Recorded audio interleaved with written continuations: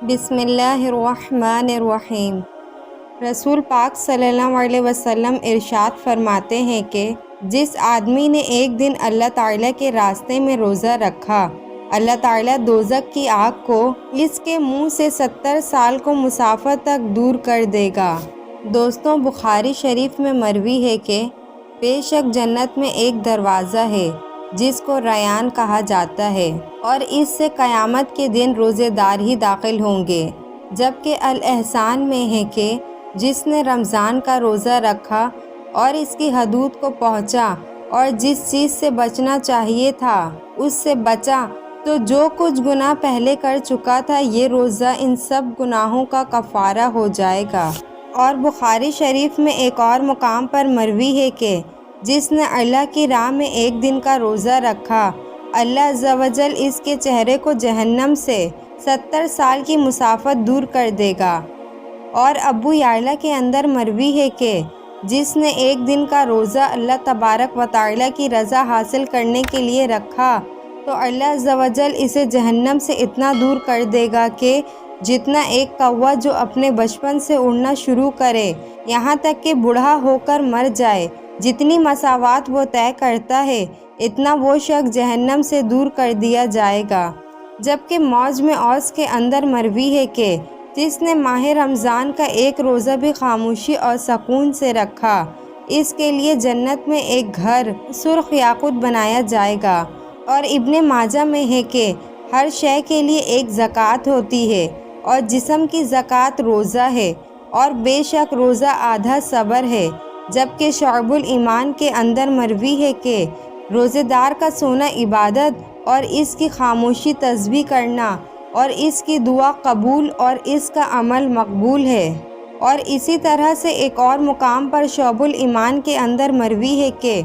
جو بندہ روزے کی حالت میں صبح کرتا ہے تو اس کے لیے آسمان کے دروازے کھول دیے جاتے ہیں، اور آسمانی دنیا پر رہنے والے فرشتے اس کے لیے سورج ڈوبنے تک مغفرت کی دعا کرتے رہتے ہیں۔ اگر وہ 1 یا 2 رکعتیں پڑھتا ہے تو یہ آسمانوں میں اس کے لیے نور بن جاتی ہے، اور حور عین یعنی بڑی بڑی آنکھوں والی حوروں میں سے ان کی بیویاں کہتی ہیں کہ اے اللہ عز و جل، تو اس کو ہمارے پاس بھیج دے کہ ہم اس کے دیدار کی بہت زیادہ مشتاق ہیں۔ اور اگر وہ لا الہ الا اللہ یا سبحان اللہ یا اللہ اکبر پڑھتا ہے تو 70,000 فرشتے اس کا ثواب سورج ڈوبنے تک لکھتے رہتے ہیں۔ اور اسی طرح سے شعب الایمان کے اندر ایک اور مقام پر مروی ہے کہ جس کو روزے نے کھانے پینے سے روک دیا کہ جن چیزوں کی وہ خواہش رکھتا تھا، تو اللہ عز و جل اسے جنتی پھلوں میں سے پھل کھلائے گا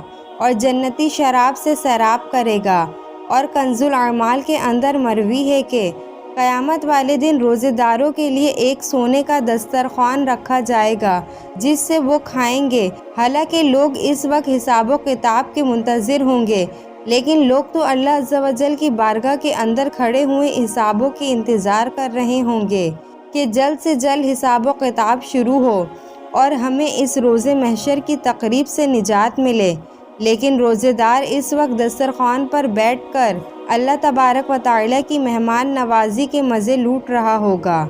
اور اس شعب الایمان کے اندر حضرت سیدنا کعب الاحبار رضی اللہ تعالیٰ عنہ فرماتے ہیں کہ بروز قیامت ایک منادی اس طرح سے ندا کرے گا کہ ہر ہونے والے یعنی عمل کرنے والے کو اس کی کھیتی یعنی عمل کے برابر برابر اجر دیا جائے گا، سوائے قرآن والوں کے یعنی عالم قرآن اور روزے داروں کے، انہیں بے حد و حساب اللہ تبارک و تعالی اجر عطا فرمائے گا۔ اور حضرت سیدنا سفیان ثوری رحمۃ اللہ علیہ فرماتے ہیں کہ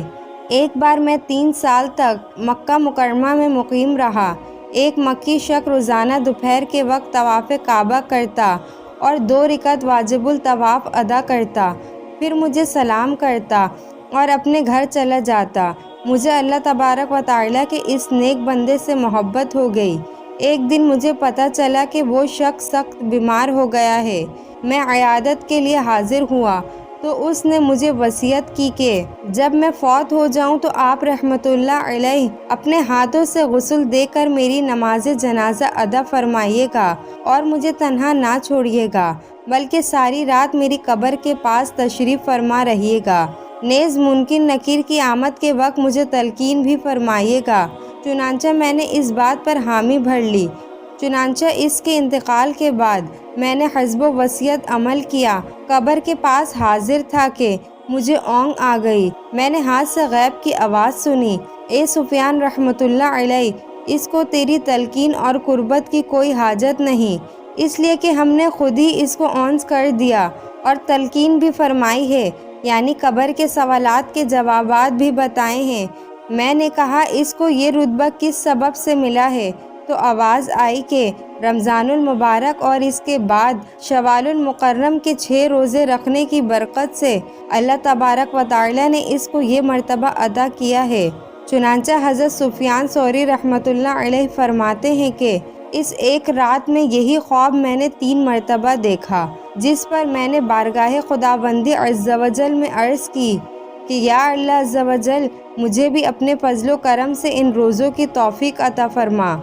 پیارے دوستوں، ان تمام تر روایت سے پتہ چلا کہ روزے دار ایک ایسا خوش نصیب بندہ ہے کہ جس پر اللہ تبارک و تعالی کی اتنی کرم و نوازشیں ہوتی ہیں جن کو ہم گن بھی نہیں سکتے۔ وہ کرم و نوازش اتنی بڑی ہیں کہ انسان کی عقل حیران رہ جاتی ہے۔ اللہ تبارک و تعالی روزے دار سے کیسی محبت کرتا ہے کہ اس کے منہ کی بدبو بھی اللہ تبارک و تعالی کو پسند ہے۔ روزے دار کے اذا تسبیح کرتے رہتے ہیں اور اس کی دعا اللہ تبارک و تعالی کی بارگاہ کے اندر قبول ہوتی ہے۔ اور روز محشر جو اتنا خوفناک دن ہوگا، لوگ حساب و کتاب کے انتظار میں کھڑے پیاس کے مارے مر رہے ہوں گے اور ہر ایک اپنے اپنے پسینے کے اندر ڈبکیاں لگا رہا ہوگا اور انسان پر انتہائی بے چینی اور گھبراہٹ کا عالم طاری ہوگا۔ لیکن روزے دار اس وقت بھی اس گھبراہٹ، بے چینی اور عذاب سے محفوظ رہے گا جہاں پر لوگ تکلیف کے اندر مبتلا ہوں گے۔ لیکن روزے دار دسترخوان پر بیٹھا اللہ تبارک و تعالی کی رحمتوں اور جنتی پھلوں کے مزے لوٹ رہا ہوگا، اور اللہ تبارک و تعالی قیامت کے دن روزے دار کو اتنا چین و سکون عطا کرے گا کہ جہنم سے وہ بالکل دور کر دیا جائے گا، یعنی اس کے پیش نظر صرف اور صرف جنت ہی ہوگی، اور اس کو اپنے خاتمے کا اور جنت میں داخل ہونے کا یقین ہو جائے گا۔ اور اس کے علاوہ اللہ تبارک و تعالی نے روزے داروں کی محبت کو حوروں کے دلوں کے اندر بھی ڈال دیا ہے۔ چنانچہ ہر بندہ حوروں کی خواہش رکھتا ہے، لیکن اللہ تبارک و تعالی نے روزے دار کو یہ فضیلت عطا کی ہے کہ حوریں خود روزے دار کی منتظر ہیں۔ اور اس کے علاوہ اس حکایت سے بھی ہمیں پتہ چلا کہ اگر ہم یہ چاہتے ہیں کہ قبر کے سوالات کے جوابات ہم پر انتہائی آسان ہو جائیں اور ہمیں قبر کے اندر گھبراہٹ یا عذاب نہ ہو، تو ہمیں چاہیے کہ ہم رمضان المبارک کے روزے رکھیں، کیونکہ جو شخص رمضان المبارک کے روزے رکھتا ہے تو مرنے کے بعد اللہ تبارک و تعالی خود ہی اس کو اونس ادا کرتا ہے اور اس کے دل سے تمام گھبراہٹوں کو دور کر دیتا ہے، اور منکر نکیر کے سوالات کے جوابات خود اللہ عز و جل اسے سکھاتا ہے، جس کی وجہ سے اسے کسی دوسرے شخص کی حاجت نہیں ہوتی۔ اور اسی طرح سے بعض روایت کے اندر آتا ہے کہ اللہ تبارک و تعالی ارشاد فرماتا ہے کہ ہر عمل کی ایک جزا ہے، یعنی روزہ میرے لیے ہے اور اس کی جزا میں ہوں، یعنی روزے کا کوئی حساب نہیں ہے کہ روزے دار کو اللہ تبارک و تعالی کتنا اجر عطا فرمائے گا۔ اللہ تبارک و تعالی سے دعا ہے کہ اللہ تبارک و تعالی ہمیں بھی ماہ رمضان کی قدر کرنے اور اس کے روزے رکھنے کی توفیق عطا فرمائے، آمین۔